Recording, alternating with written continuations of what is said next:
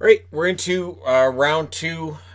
Teams that were eliminated from the round of eight, and we are up to the Colorado Avalanche. Now, Colorado was a team that surprised me this year, not in finishing as high as they did. I had anticipated this was going to be a very good team this year after what they did last year in the playoffs and with adding Cale Makar. But they didn't really take that next step this year. They got into trouble against Dallas, and then they couldn't dig their way out. They almost did, though. And if they had won Game 7, we'd be having a whole different conversation with the Colorado Avalanche about how resilient they are and how good they are and how many cups are they going to win. I'm still going to state this is a team that's going to break through and win a championship. It's going to happen. Their last championship was 2001. I don't think Colorado fans are going to have to wait that much longer for the next one. I do think it's coming. That being said, it is going to be a challenge to get them there. All right, so let's take a look at it. First off, their GM is Joe Sakic. Sakic, I think, one of the best GMs in the NHL. Shows how quickly things can change. So not that long ago, they were holding on to Matt Duchene, and I was one of the ones that said, "Hey, why don't they do something about this Duchene problem?" And then they did, and it took a long time for Sakic to make the Duchene deal, but when he did, he really made this team set for a long time. And it is amazing that they got a package almost as impressive for Duchene as what Quebec did when they finally moved on from Lindros. It's not in that realm yet, but someday we may look back and go, that Duchene deal, wow. Because Byram's coming up. And that could be a big turning point for them on that blue line. He's really needed back there on the blue line, and I think it'll add a dynamic. We'll get to that. Their coach, Jared Bednar, he's been very good. He did a good job in getting this team almost out of the hole that they dug themselves into against Dallas. And again, they got to Game 7. They did it with Hutchinson in net. And so I think any complaints that this team's a choker or this team just doesn't have it, I think that's probably completely incorrect. I'm just going to say I think that's completely incorrect. So they do lose in round 2 against Dallas in 7. Dallas has proven against Vegas. It turns out they're pretty good. That's okay. Everybody says if they win this round that Tampa's going to kill them. Because, I mean, and I really, from the beginning thought, well, Dallas won't beat Calgary. Well, they're not going to beat Colorado. And then I thought, well, Vegas is really good. So at this point, I'm like, all right, okay, Dallas, keep proving us wrong. And so Colorado, who were dealing with a lot of injuries by the time they were eliminated by Dallas, and that does make a difference. I'm not trying to make an excuse, but it does make a difference when you lose both of your goaltenders. So just think if Vancouver had lost Demko as well and it was Demang that was in that. It's the same kind of idea. So their top 6 forwards in Colorado, pretty set. Landeskog, McKinnon, Rantanen, Burakovsky, Kadri. Donskoy is the only one I look at and say, I don't know if Donskoy is in the top 6 next year. But then you look at their third line, Jost, Comfort, Nichushkin.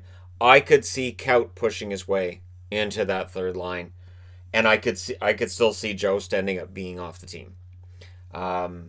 Jost, I think, could benefit from a change of scenery, and I would not be surprised if he was available, if the Avalanche were willing to move him for the right price.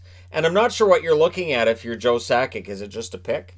Because honestly, this team is pretty set. They're pretty set up front. It's not an old team.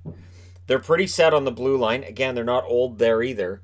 And in net, they're not old there. So there's not a whole lot else that Colorado needs to do right now. So their top 6 is excellent. They don't just have to rely on that top line anymore. Kadri really gave them that anchor on the second line they needed.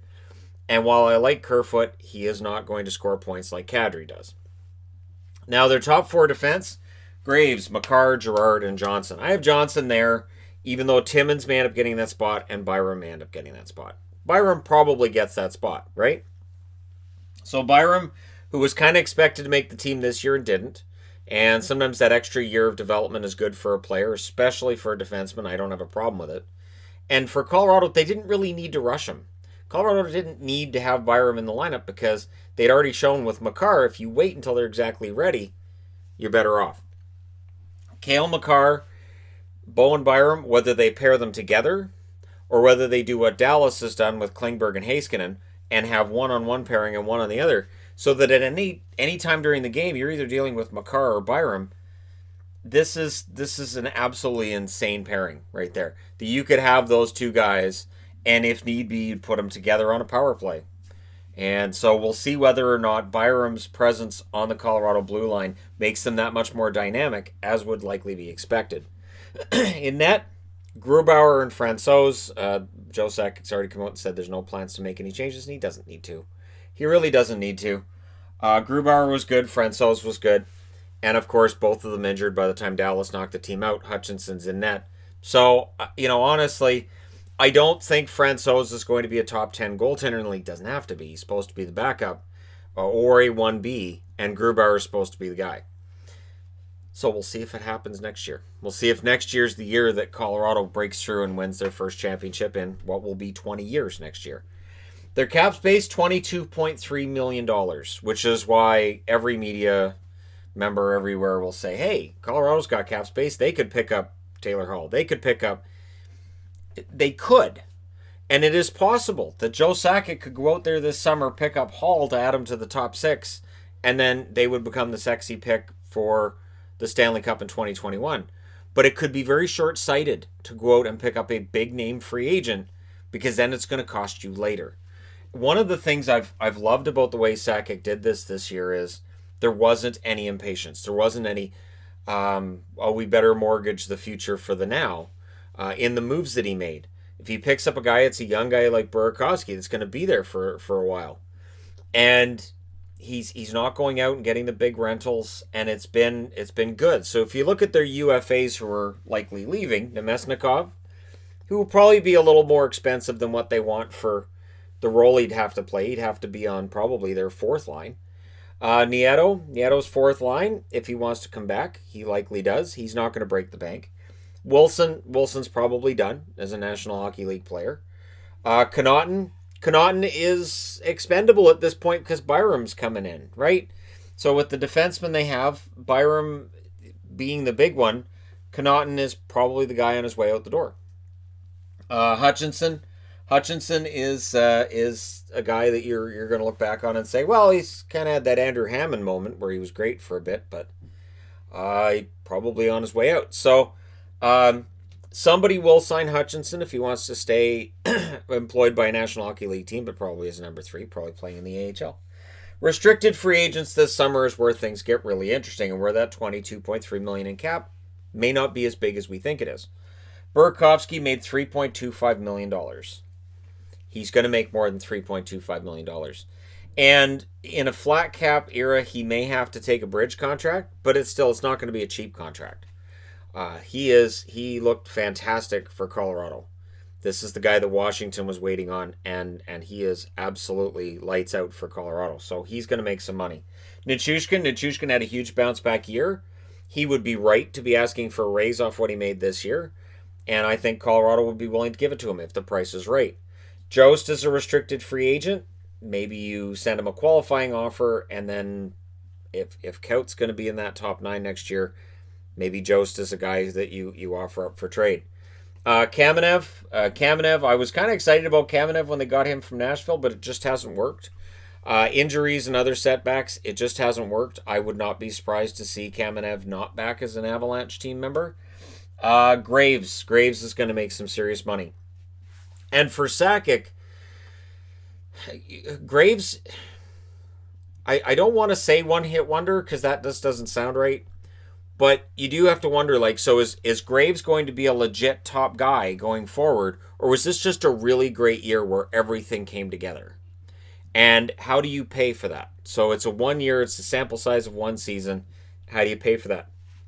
What about his play in the playoffs? Does that help his value, hurt his value?